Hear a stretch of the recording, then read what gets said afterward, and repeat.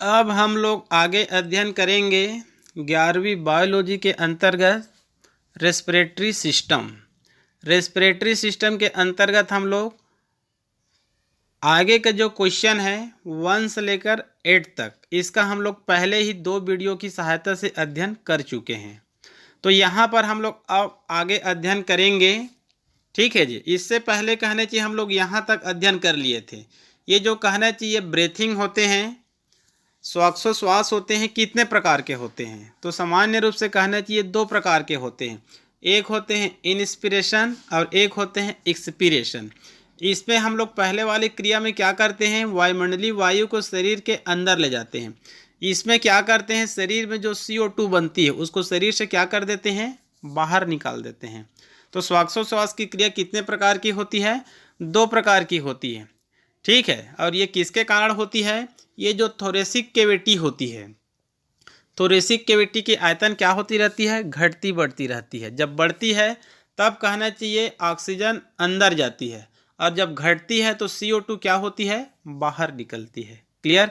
इसके लिए कुछ मसल्स की आवश्यकता पड़ती है। ये मसल्स से संबंधित अगला क्वेश्चन है। क्लियर? तो यहाँ पर हम अध्ययन करते हैं हम अगले क्वेश्चन को। क्लियर? यहाँ पर देखिए इंटरकोस्टल मसल। ये जो इंटरकोस्टल मसल्स होते हैं 2 प्रकार के होते हैं। एक होते हैं एक्सटर्नल इंटरकोस्टल मसल और एक होते हैं इंटरनल इंटरकोस्टल मसल। आगे लिखा है एंड डायफ्राम की पेशियाँ। ये दोनों मसल से कहना चाहिए किस कार्य में सहायता करते हैं? तो उत्तर क्या है यहाँ पर, श्वासोश्वास, ब्रीथिंग की क्रिया। क्लियर? इस चित्र को आप लोग ध्यान से देखिए, क्योंकि कहना चाहिए ऐसा स्पष्ट चित्र आपके बुक में कलरफुल चित्र दिखाई नहीं देगा। ना कहना चाहिए हम लोग जब ब्लैक बोर्ड में अध्ययन करते हैं, ग्रीन बोर्ड में अध्ययन करते हैं तो ऐसा चित्र आपको दिखाई नहीं देगा। ये तो कहना चाहिए डिजिटल ऐप है जिसके माध्यम से आपको ऐसा स्पष्ट चित्र दिखाई दे रहा है। क्लियर? तो हमारे शरीर में कहना चाहिए 12 जोड़ी क्या पाई जाती है, रिब्स पाई जाती है। तो यहाँ पर पहला चित्र देखिए, ये कहना चाहिए रिब्स है। एक तरफ कहना चाहिए 12 और दूसरे तरफ क्या होती है, 12। हमारे शरीर में कहना चाहिए टोटल रिब्स की संख्या कितनी होती है, 24। हम लोग कहते हैं हमारे शरीर में अस्थियों की संख्या कितनी है, हमारे शरीर में बोन की संख्या कितनी होती है, 206 होती है। तो इनमें कहना चाहिए रिब्स की संख्या कितनी होती है, 12 जोड़ी होती है। मतलब टोटल संख्या कितनी होती है, 24 होती है। क्लियर? ये जो रिब्स होती है, इसी रिब्स में कहना चाहिए क्या पाई जाती है, ये जो एक्सटर्नल और इंटरकोस्टल मसल होती है ये पाई जाती है। पहला चीज ये दोनों कहना चाहिए रेड ही कलर की है। इसको देखिए, ये कहना चाहिए एक्सटर्नल इंटरकोस्टल मसल है, और इसको देखिए ये भी रेड कलर की है। ये कहना चाहिए इंटरनल इंटरकोस्टल मसल है। ठीक है? रहने को कहना चाहिए एक ही है इंटरकोस्टल मसल, लेकिन ये 2 प्रकार की होती है। एक होता है एक्सटर्नल इंटरकोस्टल मसल और एक होती है इंटरनल इंटरकोस्टल मसल। क्लियर? और यहाँ पर कहना चाहिए क्या पाई जाती है, यहाँ पर डायफ्राम की पेशियाँ पाई जाती है। ठीक है? ये जो डायफ्राम की पेशियाँ होती है और इंटरकोस्टल मसल से होती है, इसमें कहना चाहिए किसी एक में संकुचन की क्रिया और एक में शिथिलन की क्रिया। तो यहाँ पर अंदर में एक कैविटी पाई जाती है। ये जो रिब्स है ना, इसके अंदर में एक गुहा पाई जाती है। उसी गुहा को कहा जाता है थोरेसिक कैविटी, वक्षीय गुहा। तो ये दो थोरेसिक कैविटी होती है, वक्षीय गुहा होती है, इन्हीं मसल्स के कारण एक संकुचित होती है और एक कहना चाहिए शिथिलन होती है। ये एक्टिविटी हमेशा होती रहती है। तो इसी एक्टिविटी के कारण कहना चाहिए जो डायफ्राम की पेशियाँ होती है या तो नीचे की तरफ आती है या फिर ऊपर की तरफ चली जाती है। जब नीचे की तरफ आती है तो थोरेसिक कैविटी की आयतन क्या हो जाती है, बड़ी हो जाती है, और जब डायफ्राम की पेशियाँ ऊपर की तरफ चली जाती है तब कहना चाहिए छोटी हो जाती है। मतलब ये कहना चाहिए जो श्वासोश्वास की क्रिया होती है उस पर क्या करती है, ये सहायता प्रदान करती है। क्लियर? अगली क्वेश्चन है रेस्पिरेशन के दौरान, मतलब श्वसन के दौरान टाइडल वॉल्यूम, मतलब हिंदी में प्रवाही आयतन का मान कितना होता है। क्लियर? तो ये कहना चाहिए केवल एक क्वेश्चन है, आपको कहना चाहिए ये जो हरी कलर का जो इमेज दिख रहा है, जो चित्र दिख रहा है, इनकी सहायता से हमको टोटल कहना चाहिए यहाँ पर क्लियर करना है। क्लियर, इनको कहा जाता है पल्मोनरी एयर वॉल्यूम। आपके पुस्तक का जब अध्ययन करेंगे तो वहाँ पर लिखा रहेगा pulmonary air volume, pulmonary air volume. ठीक है, फुल फॉर्म होता है इसका पल्मोनरी एयर वॉल्यूम। हिंदी में कहा जाता है पल्मोनरी गैसीय आयतन, फुफ्फुसीय गैसीय आयतन, पल्मोनरी एयर वॉल्यूम। तो पल्मोनरी एयर वॉल्यूम का शाब्दिक अर्थ यह होता है, जैसे कि मान लो कहना चाहिए हम लोग हमेशा श्वसन करते रहते हैं। ठीक है, श्वसन कभी भी नहीं रुकता है। यदि किसी व्यक्ति में श्वसन रुकेगा तो कहना चाहिए व्यक्ति की क्या हो सकती है, मृत्यु हो सकती है। तो श्वसन के दौरान हम लोग ये अनुमान लगाएंगे या फिर ये देखा जाता है श्वसन के दौरान हमारी जो लंग्स होती है उसमें हमेशा कहना चाहिए वायु धारण क्षमता एक समान नहीं होती है। हर समय लंग्स में वायु धारण क्षमता क्या होती है, अलग अलग होती है। ठीक है जी, नॉर्मल स्थिति में अलग रहेगा, कार्य करते समय अलग रह सकता है, दौड़ते समय अलग रह सकता है, आप एक बार में अधिकतम और ले सकते हैं। मतलब पल्मोनरी एयर वॉल्यूम का शाब्दिक अर्थ ये होता है कि हमारी जो लंग्स होती है उसमें श्वसन के दौरान हमेशा एक समान लंग्स में वायु धारण क्षमता एक समान नहीं होती है, बल्कि अलग अलग स्थितियों में, अलग अलग परिस्थितियों में लंग्स में वायु धारण क्षमता क्या होती है, अलग अलग होती है। इसी को पल्मोनरी एयर वॉल्यूम कहा जाता है। ठीक है, तो यहाँ पर हम लोग कहना चाहिए 6 परिस्थिति देखेंगे। उन 6 परिस्थितियों में देखेंगे कि कहाँ पर लंग्स में वायु धारण क्षमता अधिक होती है और कहाँ पर वायु धारण क्षमता कम होती है। क्लियर, तो यहाँ पर पहले कहना चाहिए 6 स्थितियों को आप याद रखिए। अधिकांश कहना चाहिए जब ये सिलेबस 12वीं में था तो पहले या सेकंड वाले अधिकांश आते थे 12वीं थ्योरिकल में 2 नंबर में। क्लियर, तो पहला क्या है यहाँ पर tidal volume. Tidal volume Hindi में कहा जाता है प्रवाही आयतन। सेकंड है वाइटल कैपेसिटी, सेकंड है वाइटल कैपेसिटी, इनको कहा जाता है जैव क्षमता। पहला है टाइडल वॉल्यूम, शॉर्ट कर इसको कहा जाता है टीवी।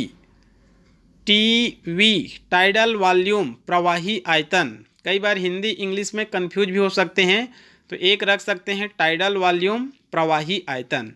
सेकंड होता है वाइटल कैपेसिटी जैव क्षमता।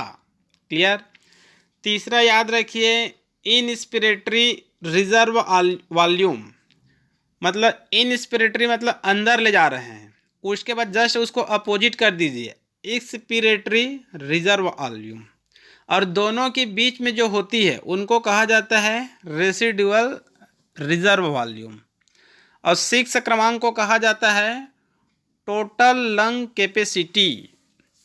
टोटल लंग कैपेसिटी मतलब टोटल मतलब संपूर्ण, लंग मतलब फेफड़ा, कैपेसिटी मतलब एक संपूर्ण क्षमता है, मतलब लंग्स की एक संपूर्ण क्षमता को यह व्यक्त करता है। क्लियर, तो अलग अलग परिस्थिति में लंग्स में वायु धारण क्षमता क्या होती है, अलग अलग होती है। तो यहाँ पर 6 परिस्थिति को दिया गया है। क्लियर, तो यहाँ पर मैं आपके सुविधा की दृष्टि से कितनी क्षमता है उसको भी लिख दिया हूँ। क्लियर, तो पहला यहाँ पर हम लोग देखते हैं, पहला क्या दिया गया है यहाँ पर टाइडल वॉल्यूम। टाइडल वॉल्यूम मतलब हिंदी में क्या होगा, प्रवाही आयतन। तो जनरली तौर पर क्या होता है, कोई व्यक्ति जैसे नॉर्मल स्थिति में है, एकदम क्या है नॉर्मल स्थिति में है, तो नॉर्मल स्थिति के दौरान क्या करता है, वो O2 लेता है और CO2 को छोड़ देता है। सामान्य जैसे क्लास में बैठा हुआ है, आराम से कहना चाहिए पढ़ाई कर रहा है, तो सामान्य परिस्थिति में श्वसन के दौरान जो O2 लिया जाता है और CO2 को छोड़ा जाता है, वही कहना चाहिए क्या है, टाइडल वॉल्यूम है, प्रवाही आयतन है। तो उस दौरान लंग्स में सामान्य परिस्थिति में टाइडल वॉल्यूम के समय लंग्स में वायु धारण क्षमता कितनी होती है, 500 ml होती है। कितनी होती है, 500 ml होती है। सामान्य परिस्थिति के समय नॉर्मल समय में जो लंग्स में वायु धारण क्षमता होती है, इनकी क्षमता कितनी होती है? 500 ml मिलीलीटर होती है। यही कहना चाहिए टाइडल वॉल्यूम है। क्लियर। सेकंड देखते हैं वाइटल कैपेसिटी। वाइटल कैपेसिटी का क्षमता होता है एक जैविक क्षमता है। इसका अर्थ यह होता है कि आप जोर से कहना चाहिए नॉस्ट्रिल की सहायता से वायुमंडलीय वायु को अंदर ले जाइए। एक बार जोर से, बार बार कई बार नहीं ले जाना है आपको, केवल एक ही बार ले जाना है। एक बार कहना चाहिए नोज की सहायता से, नॉस्ट्रिल की सहायता से आप वायुमंडलीय वायु को जोर से कहना चाहिए अंदर ले जाइए। तो कहना चाहिए अंदर की जो थोरेसिक कैविटी होती है, वक्षी गुहा होती है, वो क्या हो जाती है? फूल जाती है। और वहाँ पर लंग्स में वायु धारण क्षमता कितनी हो सकती है? अधिक हो सकती है। तो इसका मान कहना चाहिए मेल में लगभग 4500 4500 ml और फीमेल में कितनी हो सकती है? 3000 ml। तब इनको कहा जाता है वाइटल कैपेसिटी, जैविक क्षमता। एक ही बार अंदर ले जाना है बहुत अधिक मात्रा में। ठीक है, ये माना जाता है इनकी मात्रा एथलीट्स और पर्वतारोहियों में इसका मान क्या हो सकता है? और ज़्यादा हो सकता है। इसको कहते हैं वाइटल कैपेसिटी। क्लियर। उसके बाद है इनस्पिरेटरी और एक्सपिरेटरी। ठीक है, इन मतलब अंदर और एक्स मतलब बाहर। तो इनस्पिरेटरी का मतलब होता है आप एक ही बार अंदर ले जाइए। देखिए थोड़ा सा अंतर है, वाइटल कैपेसिटी में आपको एक ही बार ले जाना है, लेकिन बहुत अधिक मात्रा में ले जाना है, ताकत के साथ ले जाना है। ठीक है, जो लंग्स होती है, वायुमंडलीय वायु को आप अंदर ले जा रहे हैं तो एक ही बार ले जाना है, लेकिन थोड़ी सी ताकत के साथ ले जाना है। ठीक है, धीरे धीरे आप ले जा सकते हैं, इसको कर सकते हैं। आप अंदर एक ही बार ले जाना है और धीरे धीरे ले जाना है, तब उसकी मान अधिक रहेगा, ज़्यादा मात्रा में ऑक्सीजन प्रवेश करेगा। क्लियर। और इनस्पिरेटरी रिजर्व वॉल्यूम में क्या होता है? आप एक ही बार ले जाएंगे लेकिन जल्दी ले जाइए, एक ही बार ले जाएंगे लेकिन जल्दी ले जाइए, एक ही बार। वाइटल कैपेसिटी में धीरे धीरे धीरे धीरे एक ही बार ले जाएंगे, लेकिन धीरे धीरे करके ले जाएंगे तब वो ज़्यादा मात्रा में प्रवेश करेगा। तो मेल में 4500 और फीमेल में 3000। लेकिन इनस्पिरेटरी रिजर्व वॉल्यूम में एक ही बार ले जाएंगे लेकिन जल्दी ले जाएंगे, तब इसका मान कितना हो सकता है? 2500 ml मतलब 2500 ml। क्लियर। अब इनस्पिरेटरी रिजर्व वॉल्यूम जस्ट उसके अपोजिट कर दीजिए एक्सपिरेटरी रिजर्व वॉल्यूम। ठीक है, एक बार आप जल्दी से बाहर निकाल दीजिए, तो ये कितना बाहर निकलेगा? 1500 ml। अब इनस्पिरेटरी में कहना चाहिए कितना लिए हैं? 2500। और एक्सपिरेटरी में कितना निकाल रहे हैं? 1500। तो 1000 कहाँ गया? तो जो 1000 होती है उसको कहा जाता है रेसिडुअल रिजर्व वॉल्यूम। रेसिडियल या रेसिडुअल रिजर्व वॉल्यूम, हिंदी में इसको कहा जाता है अवशेषी। रेसिडुअल, अवशेषी मतलब शरीर की श्वसन नलिका में कुछ बच जाती है। आप 2500 ले गए और 1500 बाहर निकाल रहे हैं, तो 1000 ml कहाँ गया? ये जो 1000 ml होती है वो हमारी रेस्पिरेटरी आर्गन होती है, श्वसन नलिका होती है, वहाँ पर क्या हो जाती है? रुक जाती है। तब उसको कहा जाता है रेसिडुअल रिजर्व वॉल्यूम या फिर अवशेषी आयतन। क्लियर। तो पहले दो को याद रखिए। टाइडल वॉल्यूम सामान्य परिस्थिति में, वाइटल कैपेसिटी जैविक क्षमता, एक क्षमता के आधार पर ले जाएंगे। ठीक है, उसके बाद इनस्पिरेटरी रिजर्व वॉल्यूम एक ही बार ले जाएंगे, और एक्सपिरेटरी रिजर्व वॉल्यूम आप 2500 लिए, 1500 निकाले तो बच गया 1000। इसको हम लोग कहेंगे रेसिडुअल रिजर्व वॉल्यूम। क्लियर। उसके बाद कहना चाहिए जो 6 नंबर में है, यह है टोटल लंग कैपेसिटी। यह है टोटल लंग कैपेसिटी। इसका अर्थ यह होता है कि आप कहना चाहिए इस लंग्स की सहायता से जितनी अधिक मात्रा में ऑक्सीजन को ले जाना चाहते हैं ले जा सकते हैं, कई बार, जैसे कि एक ही बार नहीं। आप इसको मनन कर सकते हैं। आप कहना चाहिए अभी पढ़ते पढ़ते ऑक्सीजन को अंदर ले जाइए नॉस्ट्रिल की सहायता से, एक बार नहीं, 2 बार, 3 बार, 4 बार, 5 बार, मतलब बाहर नहीं निकालना है, आपको अंदर ही ले जाना है। एक बार अंदर ले जाइए, दूसरी बार ले जाइए, तीसरी बार ले जाइए, चौथी बार, मतलब जितनी अधिक आप अंदर ले जा सकते हैं उसी को कहा जाता है total lung capacity. Total lung capacity इसकी मान कितनी हो सकती है? 5000 से 6000 के बीच होती है। 5000 से 6000 ml के बीच इनकी मात्रा हो सकती है। इसी को कहा गया है total lung capacity, total lung volume भी कहा जाता है इसको। क्लियर। उसके बाद अगली क्वेश्चन है, ये कहना चाहिए बहुत ही महत्वपूर्ण क्वेश्चन, ये भी कहने चाहिए जब ये सिलेबस जब 12वीं में थे तो ये अधिकांश कहना चाहिए आते थे। क्लियर। रक्त में O2 व CO2 परिवहन के दौरान O2 का परिवहन किस रूप में होता है? इसको कहना चाहिए गैसेस एक्सचेंज कहा जाता है। क्या कहा जाता है? गैसेस एक्सचेंज, गैसीय परिवहन, या फिर इसका दूसरा नाम होता है transport of gases in blood, मतलब रक्त में O2 CO2 का परिवहन, रक्त में O2 CO2 का परिवहन, transport of gases in blood, रक्त में गैसों का परिवहन। और कौन सी गैस है? O2 और CO2। O2 शरीर के अंदर जाएगा और CO2 शरीर से बाहर निकलेगा। तो यहाँ पर कहना चाहिए रक्त में O2 CO2 परिवहन के दौरान ऑक्सीजन का परिवहन किस रूप में होता है? तो यहाँ पर पहले क्वेश्चन में हम लोग किसका देखेंगे? ऑक्सीजन का परिवहन। अगले क्वेश्चन में हम लोग अध्ययन करेंगे CO2 का परिवहन। ठीक है, यहाँ पर आपको केवल सुविधा देने के लिए कहना चाहिए ऑब्जेक्टिव रूप में पढ़ाया जा रहा है, लेकिन मेन कहना चाहिए मेन उद्देश्य है आपको थ्योरिकल अध्ययन कराना। क्लियर। इस डिजिटल ऐप के माध्यम से।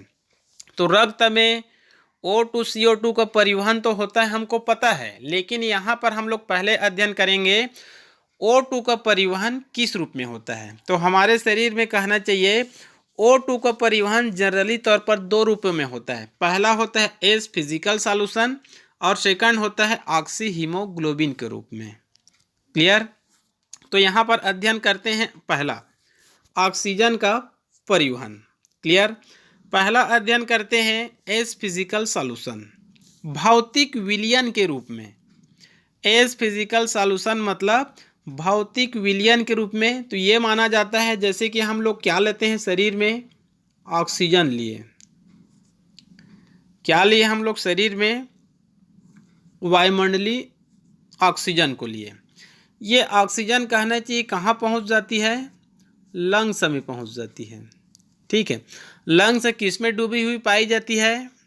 ब्लड में डूबी हुई पाई जाती है, रक्त में। क्लियर। इस रक्त में क्या पाई जाती है? हीमोग्लोबिन पाई जाती है। क्लियर। तो कहना चाहिए पहला है एज फिजिकल सॉल्यूशन। पहला क्या है? As physical solution. इस रूप में रक्त केवल 3% कहना चाहिए ऑक्सीजन का परिवहन होगा, और इस रूप में कहना चाहिए 97 मतलब 97% ऑक्सीजन का परिवहन किस रूप में होगा? ऑक्सी हीमोग्लोबिन के रूप में। 3% ऑक्सीजन का परिवहन होगा एज फिजिकल सॉल्यूशन मतलब भौतिक विलयन के रूप में। किस रूप में? भौतिक विलयन के रूप में। तो ये माना जाता है, ये देखिए यहाँ पर ये जो ऑक्सीजन है, ठीक है, ये आ गया लंग्स में, और लंग्स किस में डूबी हुई पाई जाती है? ब्लड में। और ब्लड का एक भाग क्या होता है? प्लाज्मा। रक्त दो प्रकार का होता है, रक्त दो प्रकारों में विभाजित कर देते हैं। एक होता है प्लाज्मा, ठीक है जी, और एक क्या होता है? कार्पल्स। ये कार्पल्स आगे चलकर 3 प्रकार का होता है, RBC, WBC, blood platelets.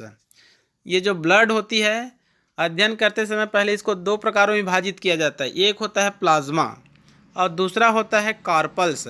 Carpals आगे चलकर 3 प्रकार का होता है। एक होता है RBC, एक होता है WBC और एक होता है ब्लड प्लेटलेट्स।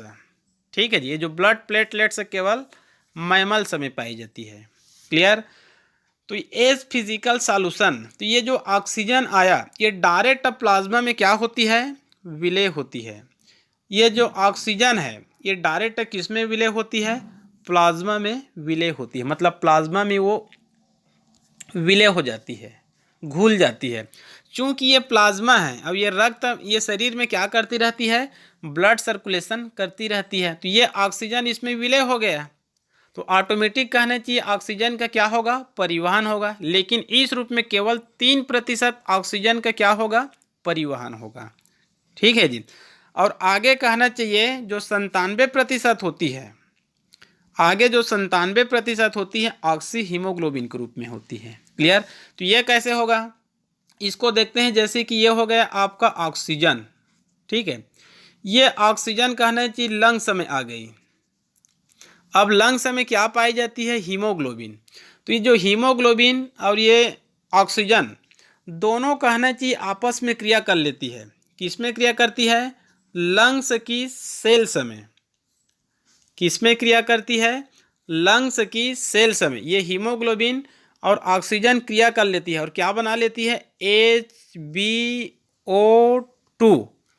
HbO2 इसको बोलेंगे हम लोग ऑक्सी हीमोग्लोबिन। ये ऑक्सी हीमोग्लोबिन किस कोशिका में बनी है, लंग्स की सेल्स में। फेफड़े की कोशिका में क्या बनी है अभी, HbO2 ऑक्सी हीमोग्लोबिन। ठीक है। इसके बाद कहना चाहिए ये जो ऑक्सी हीमोग्लोबिन होते हैं ब्लड सर्कुलेशन करते करते कहाँ पहुँच जाते हैं, ये पहुँच जाते हैं टिश्यू, ये पहुँच जाते हैं टिश्यू के सेल्स में।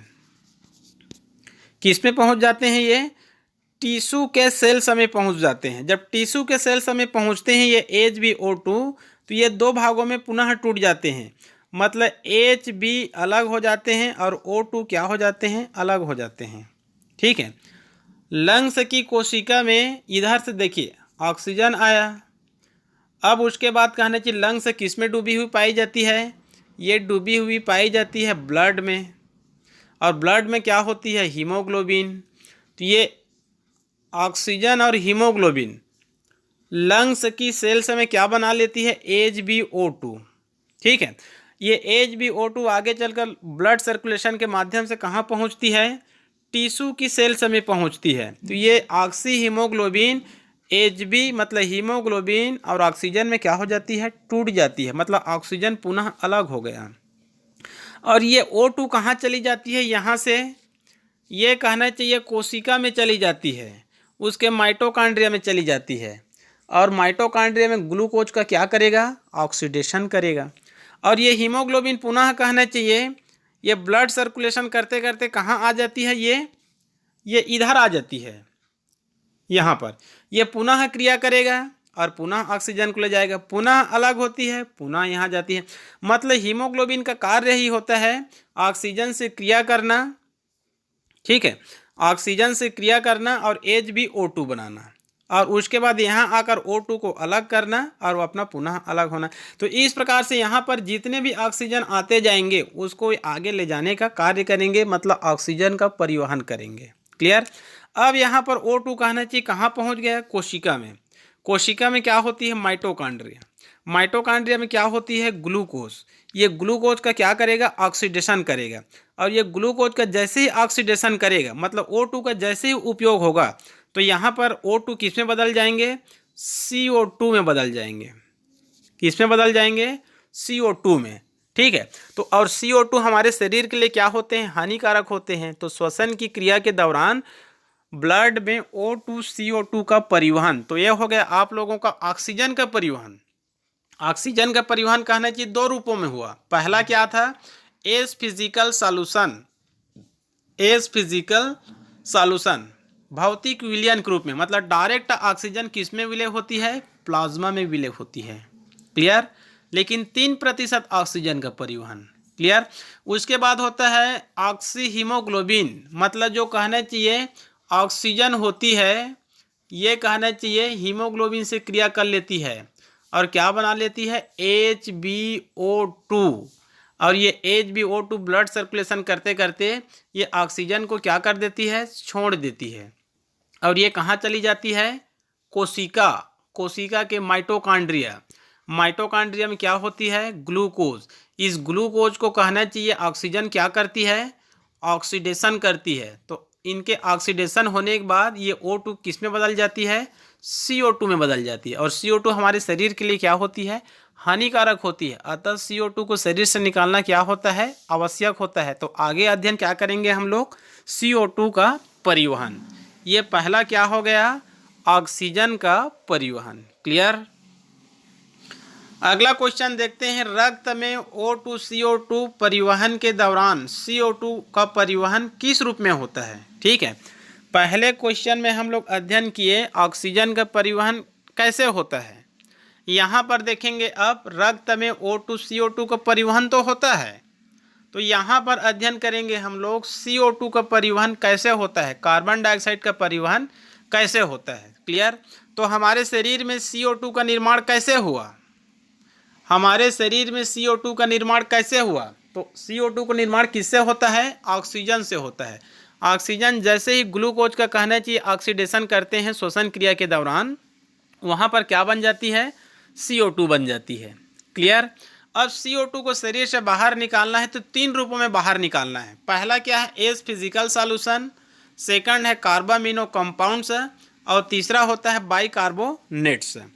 तो जो पहले है एज फिजिकल सॉल्यूशन, रक्त प्लाज्मा के रूप में, भौतिक विलयन के रूप में, तो पहले वाले में केवल 3% कार्बन डाइऑक्साइड का क्या होगा, परिवहन होगा। क्लियर। और जो तीसरी होती है इसमें सबसे ज़्यादा मात्रा में मतलब 70% कार्बन डाइऑक्साइड का परिवहन किस रूप में होता है, बाइकार्बोनेट्स के रूप में होता है।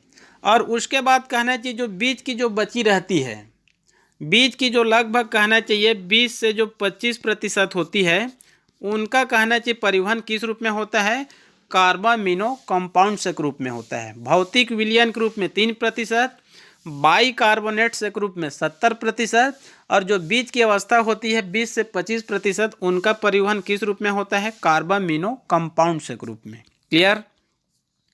तो ये जो पहला है एज फिजिकल सॉल्यूशन, ये कहना चाहिए O2 का परिवहन जिस प्रकार से होता है सेम उसी प्रकार से इसमें भी होता है। ठीक है। तो यहाँ पर देखेंगे श्वसन क्रिया के दौरान जैसे ही ऑक्सीजन को उपयोग हुआ, किसका निर्माण हुआ, कार्बन डाइऑक्साइड का।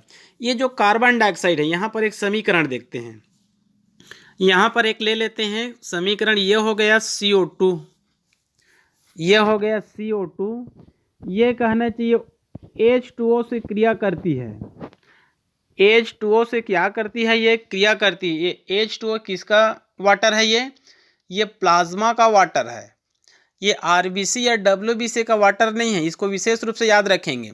जो रक्त होती है उसमें कहना चाहिए विशेष रूप से वाटर ही पाई जाती है, रक्त में भी। रक्त एक कोशिका है रहने को, ठीक है, लेकिन रक्त में वाटर ही ज़्यादा मात्रा में पाई जाती है। क्लियर। तो RBC में भी वाटर पाई जाती है, WBC में भी पाई जाती है, ब्लड प्लेटलेट्स में भी पाई जाती है। प्लाज्मा में तो कहना चाहिए 90% तक क्या पाई जाती है, वाटर पाई जाती है। तो ये वहाँ पर जो वाटर लिखे हैं, यहाँ पर जो वाटर लिखे हैं, ये किसका वाटर है, ये प्लाज्मा का वाटर है। ठीक है।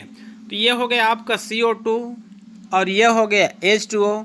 यहाँ पर कहना चाहिए कार्बनिक एनहाइड्राइज एंजाइम की उपस्थिति में क्रिया होती है और यहाँ पर बन जाती है H2CO3। इसको कहा जाता है कार्बोनिक एसिड, इसको कहा जाता है कार्बोनिक एसिड। तो ये जो कार्बोनिक एसिड बना हुआ है, ये ब्लड सर्कुलेशन करते करते कहाँ पर पहुँचती है, ये लंग्स के पास पहुँचती है। अब इसको उल्टे दिशा में हमको बाहर निकालना है। ये कहना चाहिए अभी क्रिया ये माइटोकॉन्ड्रिया कोशिका शरीर के अंदर हो रही है। ठीक है। तो यहाँ पर बन गया कार्बोनिक अम्ल। ये कार्बोनिक अम्ल ब्लड सर्कुलेशन करते करते कहाँ पहुँचती है, लंग्स के पास पहुँचती है। तो लंग्स के पास पहुँचती है तो ये जो CO3 है, इस CO3 से कहना चाहिए CO2 क्या हो जाती है, अलग हो जाती है और ट्रेकिया में चली जाती है, लेरिंग्स में चली जाती है, फेरिंग्स में चली जाती है, नॉस्ट्रिल में पहुंच जाती है। और इस प्रकार से CO2 को शरीर से क्या कर देते हैं, हम लोग बाहर निकाल देते हैं। क्लियर। ये जो ऑक्सीजन है जैसे ही ऑक्सीडेशन क्रिया में भाग लेती है, कार्बन डाइऑक्साइड बनती है। ये कार्बन डाइऑक्साइड कहना चाहिए प्लाज्मा के वाटर से क्रिया करती है और बना लेती है H2CO3 कार्बोनिक अम्ल। ये कार्बोनिक अम्ल ब्लड सर्कुलेशन करते करते जब लंग्स के पास पहुंचती है तो इस CO3 से ये CO3 से CO2 क्या हो जाती है, अलग हो जाती है। और कहना चाहिए श्वसन मार्ग में उल्टे दिशा में क्या कर देते हैं, इसको शरीर से बाहर निकाल देते हैं। उल्टे दिशा मतलब ऑक्सीजन के जस्ट उल्टे कह सकते हैं। क्लियर। उसके बाद कहना चाहिए सेकंड होता है कार्बामिनो कंपाउंड्स। कार्बामिनो कंपाउंड्स, इसमें क्या होता है, यहाँ पर भी एक समीकरण देखते हैं। कार्बामिनो कंपाउंड्स में क्या होता है, ये कहना चाहिए CO2 बना हुआ है ब्लड में। ठीक है, ये CO2 किससे क्रिया करती है, HBNH2, NH2 है ये। ठीक है जी, ये बन गए आपका CO2। ये क्रिया करती है HBNH2 से। ठीक है, कार्बामिनो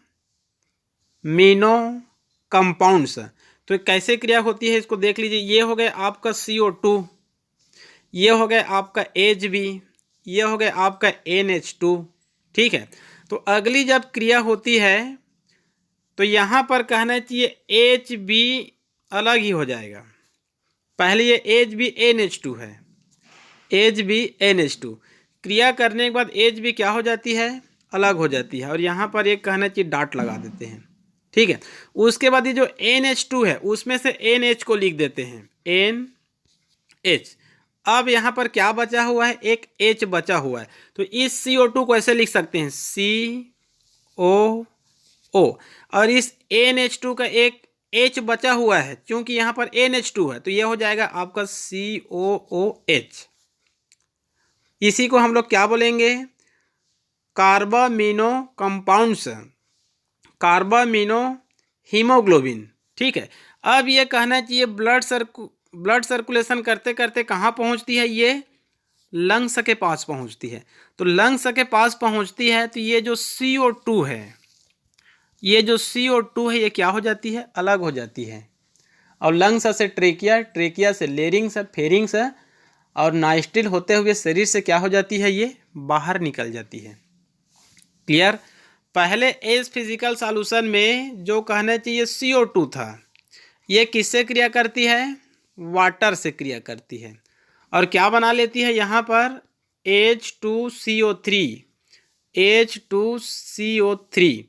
ये कहना चाहिए कार्बोनिक अम्ल क्रिया करते करते लंग्स के पास पहुँचती है तो इस CO3 से CO2 क्या हो जाती है, अलग हो जाती है। और सेकंड में कहना चाहिए CO2 इनसे क्रिया करती है HBNH2 कार्बामिनो से, और उनसे क्रिया करने के बाद HB.NH ये अलग हो जाती है कार्बामिनो। ठीक है, और यहाँ पर कहना चाहिए COOH। अब इसमें से CO2 को क्या करना है, हमको बाहर निकालना है। तो इस प्रकार से ये शरीर से क्या हो जाती है, ये बाहर हो जाती है। क्लियर। उसके बाद तीसरा प्रकार होता है, तीसरे प्रकार में सबसे अधिक लगभग 70% CO2 किस रूप में बाहर निकलती है, बाई कार्बोनेट्स के रूप में बाहर निकलती है। क्लियर। तो यहाँ पर भी एक समीकरण देखते हैं। तो यहाँ पर देखते हैं, पहला बन गया यहाँ पर CO2, उसके बाद यहाँ पर लिख देते हैं H2O। ठीक है, यहाँ पर याद रखेंगे ये जो H2 है ये प्लाज्मा का H2O नहीं है, प्लाज्मा का H2O नहीं है। ये H2O ये वाटर किसका है, RBC का है। जब पहले में हम लोग देखे थे एस फिजिकल सॉल्यूशन में, तो यहाँ पर हम लोग यही क्रिया किए थे CO2 प्लस H2O। तो वहाँ पर मैं बताया था वाटर किसका था, प्लाज्मा का था। ये वाटर किसका है, RBC का है। ठीक है, तो यहाँ पर कहना चाहिए फिर कार्बोनिक एनहाइड्राइज एंजाइम की उपस्थिति में क्रिया होती है, और यहाँ पर भी कार्बोनिक अम्ल ही बनेगा। कार्बोनिक अम्ल मतलब H2CO3। ठीक है, यहाँ पर भी कार्बोनिक एसिड ही बना।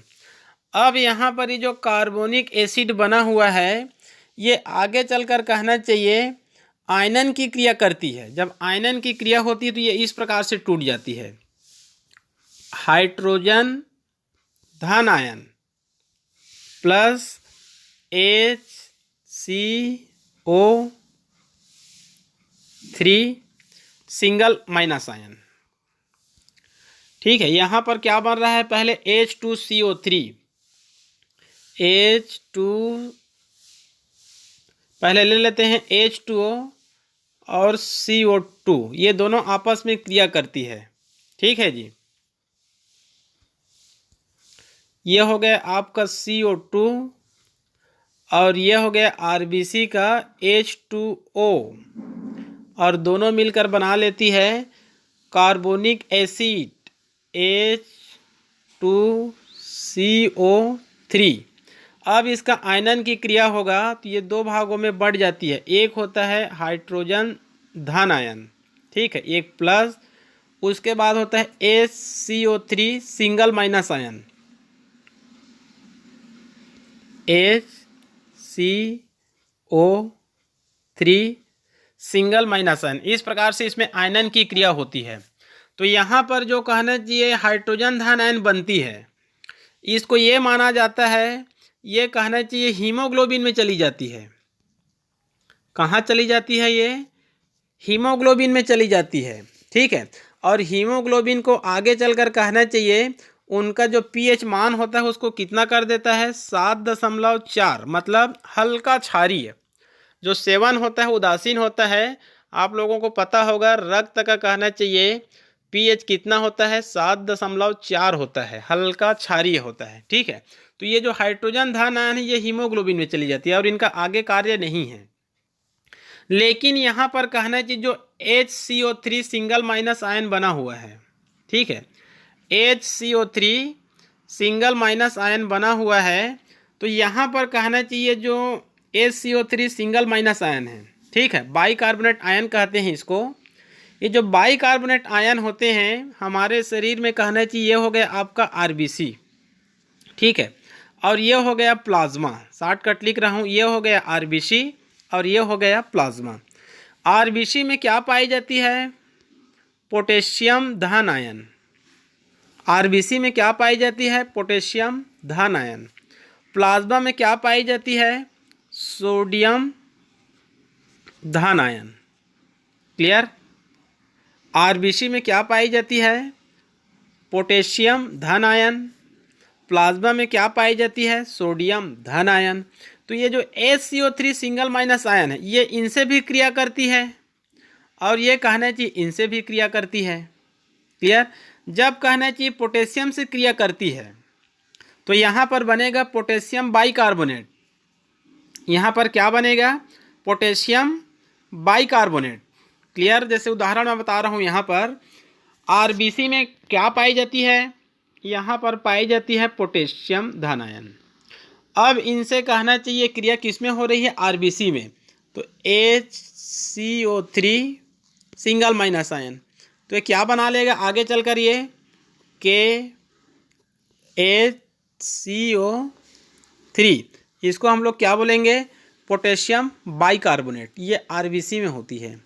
प्लाज्मा में क्या होती है, सोडियम होती है।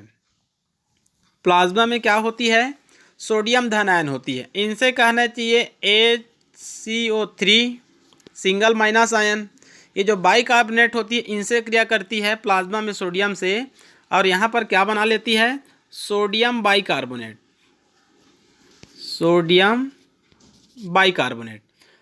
RBC में बनती है पोटेशियम बाइकार्बोनेट। ठीक है जी, RBC में बनती है पोटेशियम बाइकार्बोनेट और प्लाज्मा में बनती है सोडियम बाइकार्बोनेट। ये जो ब्लड सर्कुलेशन करते करते ये जो पोटेशियम बाइकार्बोनेट है और ये जो सोडियम बाइकार्बोनेट है, ये कहना चाहिए ब्लड सर्कुलेशन करते करते कहाँ पहुँचती है, ये लंग्स के पास पहुँचती है।